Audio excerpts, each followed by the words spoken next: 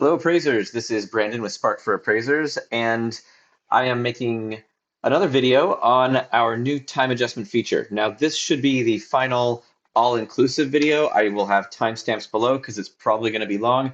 I'm going to get into the basics of how to use it, some of the more detailed stuff of how you can use different settings in your favor, and then also a little bit more on analyzing data and why we did or did not include certain features in this for the, more nerdy math people out there. But I would encourage you to watch it, or at the very least, I would encourage you to check out the tooltips in the new time adjustment feature because it will lay out in a much briefer way a lot of the things I'm going to talk about in yeah, and I'll just be more in depth in the video, obviously, than we have in these little tooltips.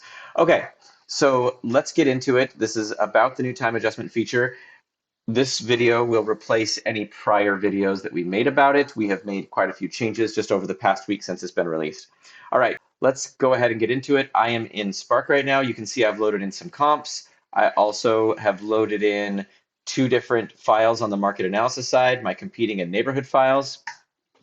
For those of you who maybe haven't used Spark before, these are all data sets that you pick yourself in your MLS. And then let's say I'm ready to go send my data over and pick my time adjustments. So I hit export and we have this apply time adjustments button. Used to be up here, but we moved it down here. And when I click the apply time adjustments feature, there's something I just want to show you here. So it's bright red and it says in bright red, no time adjustments applied. That's just to make it very clear to you as you're about to hit go, hey, are you sure we haven't applied any time adjustments? Are you sure you still want to hit go? If you don't want our time adjustments, then you're going to do them a different way yourself or whatever, use a different tool, then you just hit go and disregard this. But if you want to apply them, you click the button. And I'm going to show you something here. So I am going to go ahead and select a time adjustment. So now I've selected a time adjustment. I'm going to hit done. You can see now the button's changed. It says adjustments applied. It's not red anymore. It doesn't say that time adjustments haven't been applied. But one thing I wanted to make you aware of, because I think this will happen, it's already happened to me just in testing this out. If you hit the go back button and leave this screen, at that point, you could change anything about the data. You could change the comps in the grid. You could add or remove properties. You can modify properties. And because you can do that, that would change the underlying trends that you chose. And it would change the actual adjustments applied to the comps that you agreed to when you said, this is what I want to do. So since that could all change, what we've done is we've decided to blank out any time adjustment you've chosen if you leave that screen and come back here where you can modify anything. So if I click export again, you'll see it says no time adjustments applied. Even though I did apply them, we have to kind of get rid of that and make you re-choose your time adjustment because the data could be completely different depending on what you've done. Okay, so now that you know that, let's keep going. So I'm going to click apply time adjustments. Now I come to this screen, and the first thing I want to show you is that you can toggle to the old version of our time adjustments if you prefer it over this version. But I just will say that you can only toggle between the two if you have loaded comps into the grid and you have loaded at least one data set into the market analysis side of Spark. This version, the legacy version, which is this is how we did it prior to now, requires you have at least one comp. The new version requires that you have at least one data set uploaded to market analysis. Now, if you have comps, that's great. We can automatically apply time adjustments to those comps if you want us to, but you don't need to have comps in your grid for this to work. It'll still work and you can still use this and get data to support your time adjustments loaded into your report for you, even if we don't know your comps. You'll just have to manually type in the actual adjustment to your comps once you're in your form filler. By the way, I'm going to be using total to show you because the data going into the report, because that is the form filler that I use. But this new feature works with all form fillers that Spark works with, whether it's ClickForms, Appraise-It Pro, or ACI, or Total. All right, so now I've come to this screen, and you see I have a couple options up here at the top. I can change between sold price and price per square foot, whatever you think works best for you in your markets, or you can swap off whenever you prefer. You can also change the time frame, anywhere from 12 months up to 60 months. Now, I would recommend that you only go as far back as you need for an actual time adjustment. So if you don't have any comps older than 12 months, then don't do an analysis on data that's over 12 months old. It doesn't help you to have to deal with trends that are further back. Just deal with what you need to. We do have a minimum of 12 months though. So yeah, I think most of you will probably be doing 12 months, but if you do have comps that are older than that, definitely go back as far back as you need to. And then the first thing you'll see when you get here is in red, it says select trend line. Now, we used to show the trend line automatically, but we got rid of that. So what we want you to do is you set this up how you want. You've got your data sets that you uploaded. You choose price or price per square foot, how far back you need to go. And then you look at the data and you can tell by looking at the dots, usually, like what the trend is, if it's linear or if it's not linear. That's the first thing you want to decide. Now, I can tell by looking at this that that is not linear. It looks like things were going up, then they went down, then they went up again, and then maybe stabilized or just increased slightly. So that would be 3 changes in direction. It was going up, then it changed to going down, then it changed to going up, then it changed to either stable or down. And so that's 3 changes in direction. And that's important because if you believe there's 3 changes in direction, then the appropriate trend to use would be polynomial 4. So a polynomial 4 trend line is basically a regression that is run. It's a regression model that's run, forcing 3 changes in direction. A polynomial 3 has 2 changes in direction, and a polynomial 2 has 1 change in direction. I know it's a little counterintuitive because it's this number minus 1, but that's the way it goes. And then linear, of course, has no changes in direction. It's just a straight line. So yeah, that's what these mean. And in this case, I think that they're just like eyeballing it. It looks to me like there's 3 changes in direction. So I would choose polynomial 4. And yes, when I choose that trend line, this appears to line up with my intuition for what the market was doing. Next, I hover over view details, and I can actually look and see what are the adjustments that will be applied if I choose this. I can see that 1 month back will have a negative 0.2% adjustment. 2 months back is a 0.3% adjustment. 3 months back is 1.5 and so on. So these are pretty minimal adjustments, kind of lines up with what I'm expecting here as far as this being probably stable. And then older comps would have an upward adjustment. Really old comps would have a downward adjustment, which again, well, actually I can just show you. So if you decide this is good, this makes sense, and you can go test this in your grid if you're ever unsure, and I highly recommend you do it if you're at all unsure, like maybe these adjustments are wonky, I'm not sure, go test them in your grid. Have your form filler up on another monitor, check it out.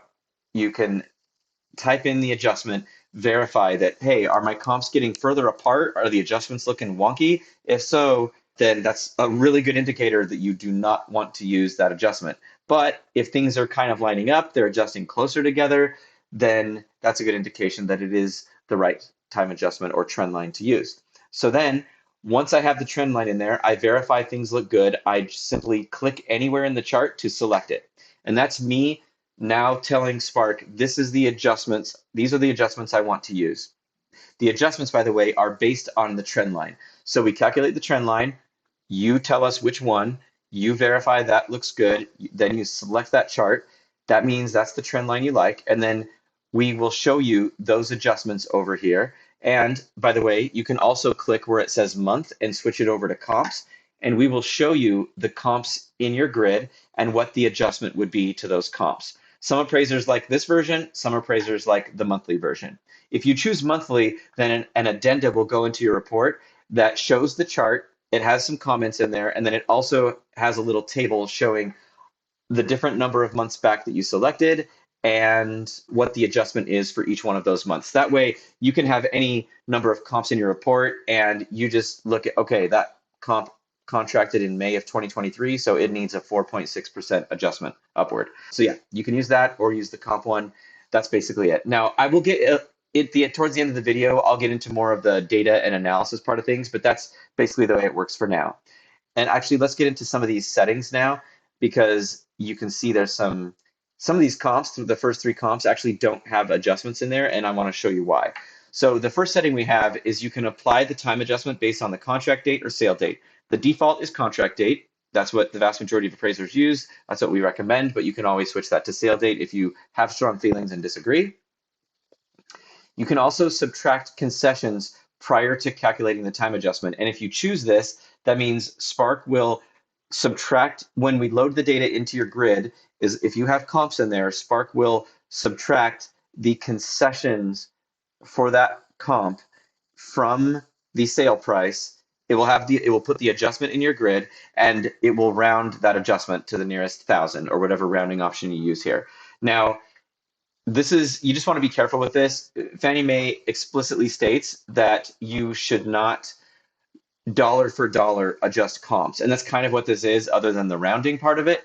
But they also mention in some of their guidance that oftentimes, I think the majority of the time, the adjustment is dollar for dollar, but they don't want you to just blindly do it without any analysis done. So this is off by default because we think maybe that's something you should figure out on your own. But if you want to just do the dollar for dollar adjustment and then tweak it as necessary, you can simply check this box and have Spark do it. Here, the next one is only adjust the comp when its contract date is over 30 days prior to the effective date. Meaning, if there are any comps that sold within the past 30 days, I can't really tell what the trend is. There's not enough data in this brief little time period because there's no data after the effective date or anything to really know what's going on. So I don't even want to make an adjustment to those because I can't trust it. Anything within a month, just don't do. And you can see up here in the table, that's what it says. Comp 1, contracted within 30 days, so we're not making an adjustment. And if I change this to 40 days, you can see up here, it changes in the table to 40 days. And the addenda that we load into your report will say the same thing. So the reader of your report will understand. But let's change that back to 30. And then here, comp 3 gets into the next setting. Only adjust the comp when the adjustment percent is plus or minus 2% or more. So in this case, comp 3, the adjustment is less than 2%, or you could also say greater than negative 2%. It's between negative 2 and 2. So we want to consider that essentially stable. Anything that's this small percentage change, we're just going to consider that stable with current market conditions and not make an adjustment. And so it puts that here and loads a comment similar to this into your addenda that it puts into your report. And then last here, we have the rounding setting. You can round anywhere from no rounding to 10, 100, 500, 1,000, 5,000, and $10,000 for your rounding. And then last is, do you want to include the addenda in your report? No matter what, we will put it in your digital work file, but we will only put it as an addenda in your report if you have this box checked. And then lastly, we also create some commentary that goes into that addenda. If you don't like our commentary, you can simply remove it by checking this or unchecking this box. So those are all the settings. Now, I am going to go ahead and show you what this will look like if I load this into a report. Now, I'm going to do it how I would do it for real, which is I am going to do 12 months, and I'm going to choose a polynomial 2. Now, I'm going to show you why I chose polynomial 2. So when I was looking at this data before we had a trend line in here, I was thinking initially this is probably linear, but then I looked at it a little closer and it just looks like the data, the sales on the older 6 months of this analysis were increasing at a greater rate than the sales on the more recent 6 months of this chart. And so that made me think maybe I should choose a polynomial 2, which would show that. It'll show that things are increasing more here and less here. And sure enough, I choose polynomial 2, and I can, here, let's switch over to months so you can actually see it. So I can see that 12 months ago, as of 12 months ago, I should make a 12.5% adjustment, which is a little over 1% a month. But 1 month ago, I should only make a 0.3% adjustment, so 0.3% a month. So sure enough, things here were increasing at a slower rate than things here. And so that's what it would do. Now, if I actually have this make the adjustments to my comps, again, it won't do anything to the first two comps because they sold within 30 days, and the adjustment for comp 3 is less than 2%, so it will not make that adjustment. But it will make the adjustment of 3.1% and 3.8% to comps 4 and 5. And this is the adjustment that will be put into the report. Now, I'm going to show you what actually goes into your report. So if I click Done, and then I export this and send it over into my form filler, let's just show you what that looks like here. One sec while I bring that over. Okay, so here are my comps. Now, I did not elect to have Spark remove seller concessions, so it didn't do anything there. It did put in my adjustments here, which are 0, 0, and 0. These two, because they contracted within 30 days. This one, because the adjustment was so minimal. I wanted to consider it stable with current market conditions. And let's look at comps 4, 5, and 6. These two have the upward $14,000 and $16,000 adjustment. And then all my other comps are active or pending, so they don't have a time adjustment. That's all 0. And then I just want to show you the addendum that we put in your report. Now, I'm not sure exactly how you'll see this once this video gets put on YouTube, but this might not look super clear, maybe a little pixelated or fuzzy, but what your client will get when you print this to PDF or you send it via XML will look crisp and clear, and I can show you what it will look like in a second here, but this is the actual addenda. These are the comments that we put in. This is the chart with the trend line that you selected. And then here are each of your comps and the adjustment noted. And you'll see it says comp 1. Actually, that's one other note is this is a change we made recently. We don't say comp 1, 2, 3, 4, 5. We say the address of the property. That way, if you load this into your report and then change the order of the comps, you can still use this addenda because we don't label them by their comp number, just by their address. So then it says for this first one, no adjustment, contracted within 30 days of the effective date. And then for comp 3 or 855 South Ashbrook, no adjustment, minor 1.0% change considered stable with current market conditions, because that's that setting I had in there. And then these two, it shows the actual percent adjustment, which is 3.1% and 3.8%, and the dollar amount here. Okay, and then I just want to note one other thing that's actually kind of important here.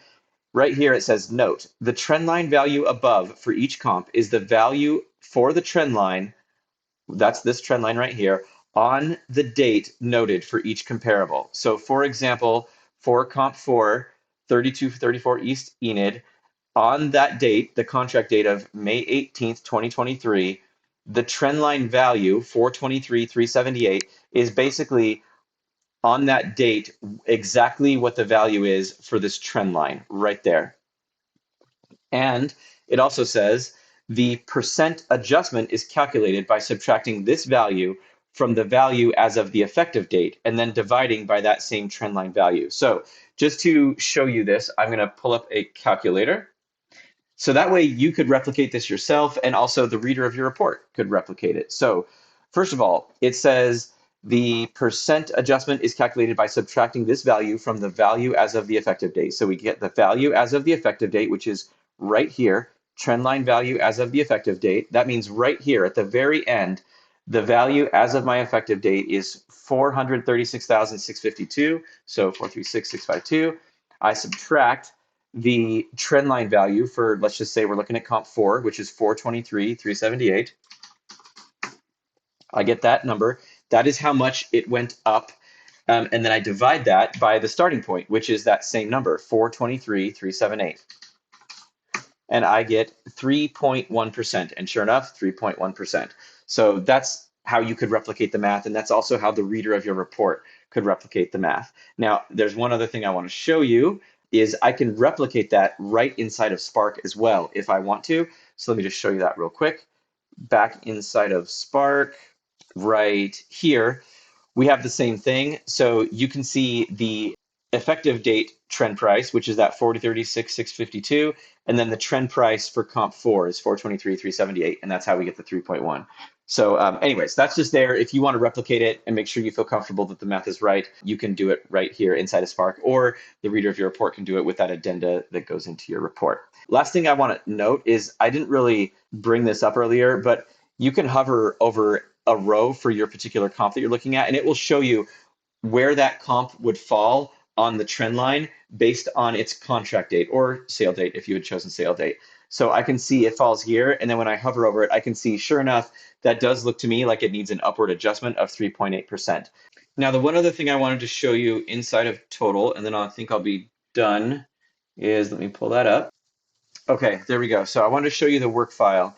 So with the work file, if you chose to load in the comp addenda into your report, and you'll remember that in Spark, and I'll show you when we get done with this, you can choose between comp and monthly, assuming you uploaded comps into the sales grid in Spark. Otherwise, you won't get that option. If you choose comp, we will load the comp addenda into your report. And this is where I also wanted to show you that the actual addenda does look crisp and clear, so it doesn't look all funky like it does on the page in total or whatever form filler you're using. But if you print it or send it via XML, it will look good. But we also load into your Workfile the monthly version. So if you decide, you know what, I had to go in and add some more comps after the fact, then you can get this version, which instead of showing all the comps, it shows how many months you analyze, so the past 12 months, and what the time adjustment would be for a comp as of that contract date. So if your comp contracted on May 2023, that would be a 2.9% adjustment. And you can also replicate the math because it has the value on the trend line as of that point in time and the trend value as of the effective date. So you can replicate it either way. And there's also, for the reader of your report, there is a note down here that explains how to replicate the math. And then one last thing I wanted to show you, because this has come up over the past week, is, let me zoom in.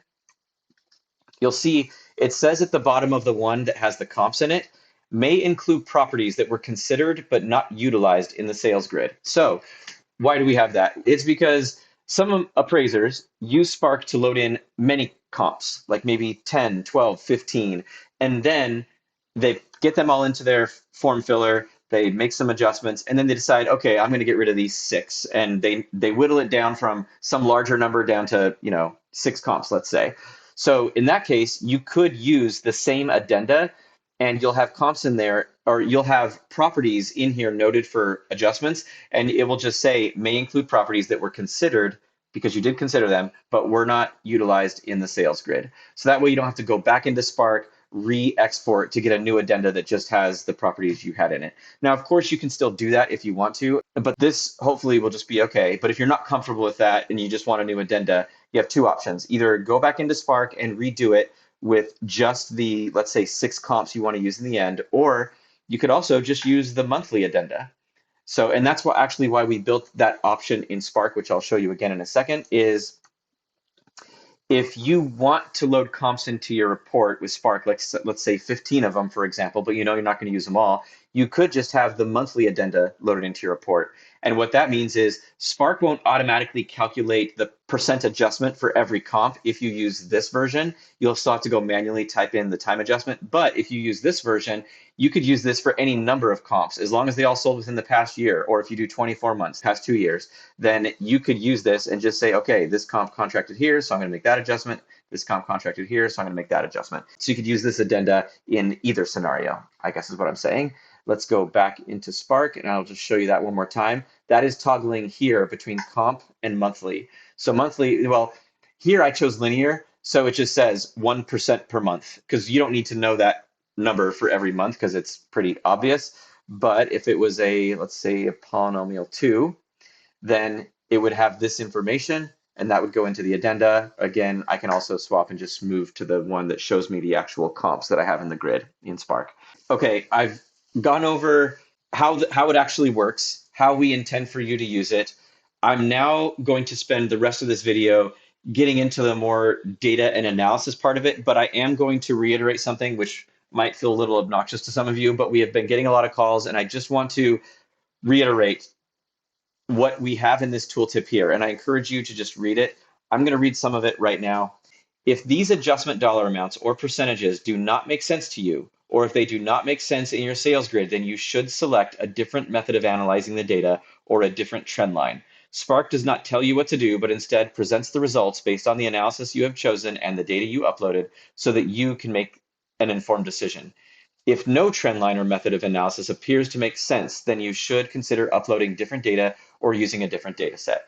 So again, just reiterating that you're in control. We do the math. I know the math is accurate, but whether or not your adjustments are what they should be is based on your selection of the trend line and your selection of the data.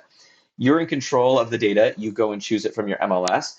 If you are in a position where it's looking to you like you can't get results that actually make sense with the 4 trend line options we have, and if maybe you try all these different options for time, you try using price per square foot and sale price and all of it, and nothing seems to make sense and give you an adjustment that works, then, and again, when I say works, I mean you test it in your grid, and if you get wonky results, I'm going to say that doesn't work, then I would consider maybe, first of all, verify, did I really get all the competing properties, or did I get all of the neighborhood properties like I can see here? And again, you can choose between either of these two. If one makes more sense, use that one. You just hover over view details and you can see what those adjustments would be. But if nothing you do seems to make sense, then I would consider, did you get the right properties in each of your data sets? And then if you did and you still can't, then try using that third data set in Spark. Let me show you what I mean right here. You can upload alternative properties, and that's any set of data you think might be relevant. You can use it in any analysis, but importantly, you can use it to help with time adjustments. Maybe that means getting all your competing properties, but also getting other properties that would be competing from maybe another geographic area, but also that where the trend appears to be the same. That would be more data, but that's similar, that you could use to supplement your competing properties to hopefully help get a better result for the time adjustments. Okay, if you have very limited data, here, let me just show you. Let's go to Polynomial-4. If you have limited data and you don't have data at the very edges of your chart, a Polynomial-4 trendline can be a bad choice. I would just try and steer clear of using Polynomial-4 if you have limited data. Because Polynomial-4 and even Polynomial-3 sometimes, Polynomial-4 is going to try and find 3 bends in the data or 3 changes in direction. But if you have limited data, it's really hard to know where a change in direction is. And so you can get wonky results where maybe it just starts shooting up or shooting down at the edges of the chart. So again, just be careful about using Polynomial-4 and even Polynomial-3 if you have limited data.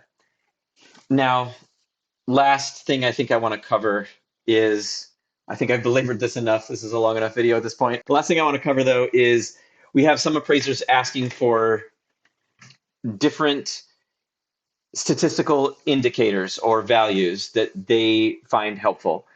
I, in general, am not a fan of using some of those indicators because I find them to be misleading when it comes to the purposes of real estate appraisal and specifically determining what an adjustment might be, for example. So I'm going to talk a little bit about it, but I do have a video specifically, for example, on R squared. I'll have a link to it below in the description, I think. Let me see if I have it up in front of me. I don't, but it's called something like Math Moments with Spark video, whatever number it is, and it has to do with R squared. Specifically, a lot of appraisers ask for R squared, and I understand why you ask for it, but I just want to note, and I won't get deep into it here because I do get deeper into it in that video and I give examples just to show you how you can have a very precise trend, but have a very low R squared value. And I think some appraisers use R squared as if it's there's like some hard and fast rule. Like if it's my R squared is below X number, then that means this is not a good trend line to use. And I don't believe that to be true. I have confirmed this also with our data scientist, and he also agrees. That doesn't mean there isn't room for differing opinions. And if that's just something that for you is a hard and fast rule, like you won't use a tool without knowing what the R squared value is, or the P value, or what the confidence score is, or the confidence interval, then this may not be the tool to use for you. And so if you do like using Spark, then for time adjustments, you may want to consider using something else. But that is not something we're going to include. I do find it to be misleading. In fact, I would argue that it can give you a false sense of security or a false sense of whatever is the opposite of insecurity. So you might have a really low R squared, but that could actually be the right trend to use. And how we want you to use this really is what I've already said. And I know I keep I'm beating a dead horse here, but we want you to look at the data and pick the trend line that you think best fits that. If you pick that trend line and it looks like, yeah, that trend line actually fits that data well, then you hover over the details and look at it and say, okay, yeah, those time adjustments make sense. And then you select it, and then you go look at those adjustments in your report, or you manually type them in, however you're going to do it. If your comps adjust well, like they're getting closer together or more where they should be, then that probably is a good indication that that is a good adjustment to make, and that's a good trend line to use for adjustments for market conditions. If your comps adjust wonky, further apart, or crazy in some way or another, then that's a good indication it's probably not the right trend line to use for adjustments. Like right here, if it was telling me that I should make negative $60,000 adjustments, it would give me pause and I should go and look, test that in the grid and see, wait, am I crazy or did I choose a trend line that doesn't make sense? And then you need to go, if it doesn't make sense, to go change that trend line. Again, there is value in knowing some of those indicators that I mentioned, but I think it can be misleading and confusing for a lot of people. And so we have elected not to include them. And just one last thing, the flip side of what I was just saying is you might get a high R squared value or a confidence score that makes you feel good about a specific trend line, when actually that trend line isn't really giving you adjustments that make sense in your grid. It isn't giving you adjustments that make sense for what, if we were to know what the true trend is in a market, then it wouldn't make sense based on that true trend, even though it might have a confidence score that's decent or a p-value that makes you feel like you can trust it, or a high R-squared value. Anyways, I just think it works both ways. And I also think that we fell into that trap as well, because we previously had best fit or closest fit as the default option. And that's what it automatically picked here. And even though that was the trend line that had the best R squared value, and that R squared value could have been a high R squared value, that doesn't mean it's actually the right trend. And we found that because appraisers called and said, hey, what's going on? I chose this one that said closest fit or best fit because I thought that means it's the best and it's the right one to choose, but I'm getting crazy adjustments. And so, yeah, we fell into the same trap, but I just don't want to fall into it again. So we're not going to include those values. And yeah, I think that's it.